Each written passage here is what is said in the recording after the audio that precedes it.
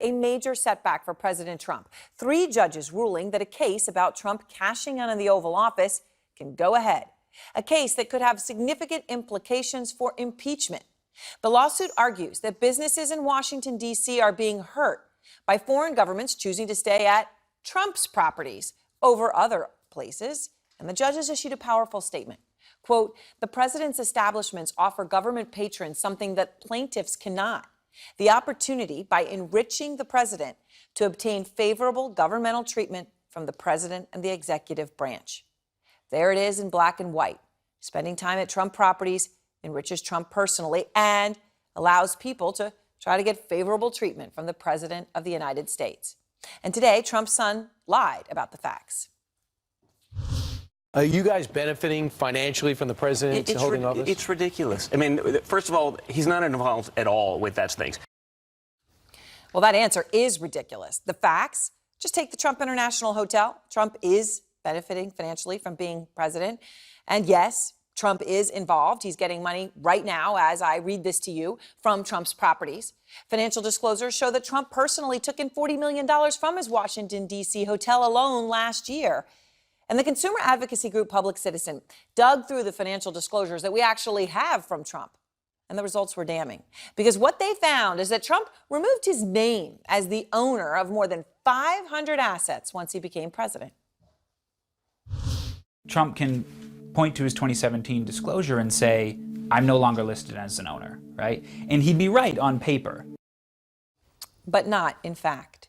The assets Trump transferred to other entities can all be traced back to one person, Donald J. Trump. And so tonight, taxpayer-funded stays at hotels Trump owns and gets money from are now at the center of 2 investigations, including what Politico reports was the Air Force staying at that Scotland resort, not just that one time, it's now up to 40 times.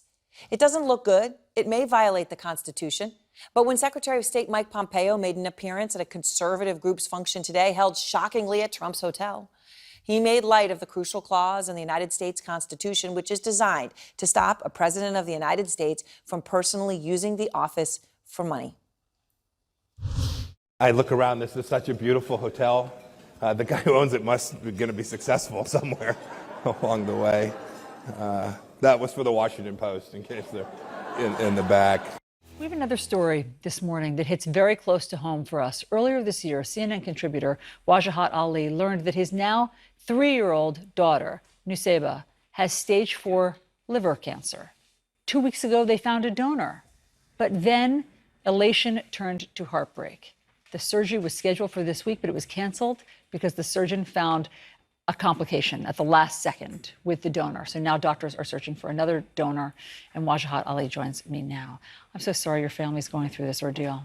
No, thank you so much for at least giving this story some attention. And we're so lucky and blessed that the CNN family has decided to, promote the fact that Nuseba, our warrior princess, is in search of a living donor. And the one good news I want to say is this, the call out came out this week.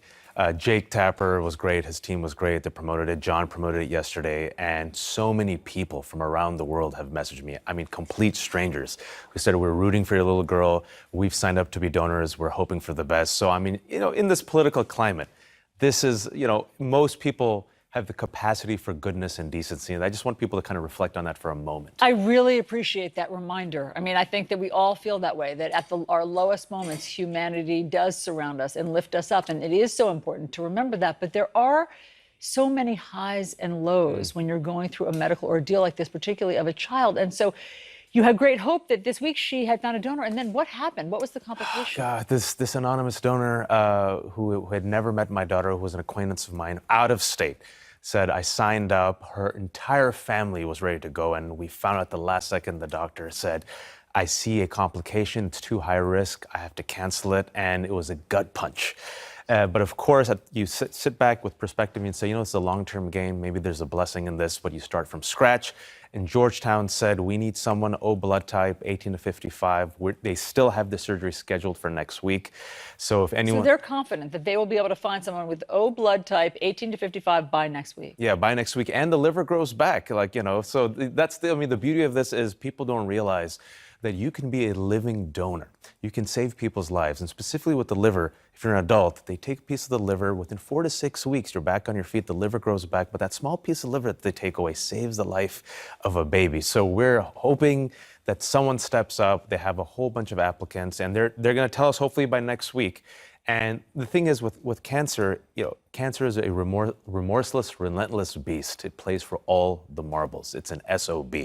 It's a disruptive son of a gun, and you're always on just a balancing, like you just on a small little line. You have to compartmentalize life, and I have to have my phone on at all times because the call might come at any moment. I hope your ringer's turned on right now. now. Well, the ringer's turned off for you guys. No, I want it on right now. But, we're hoping for the best because my daughter just turned 3 and it's stage 4 cancer. So how is she, just explain to us, how is she doing? What's her life like every day now? She's just, she's so brave. She's so bold. She's so sweet, kind. She has an NG tube in her nose. I shaved my head for her because she lost all of her hair. She had to go through the most intense, grueling 8 chemos. She's responded really well. She loves her boba tea. She loves her Dippin' Dots. I push her on the slide. But the reason why there's also an urgency is because if we don't do this by the end of next week, she has to do chemo again. And chemo just batters a person. It fells like adults. So you can imagine my 2-year-old daughter. And she's so brave, Allison, that I sit there and forget that this is a 3-year-old baby.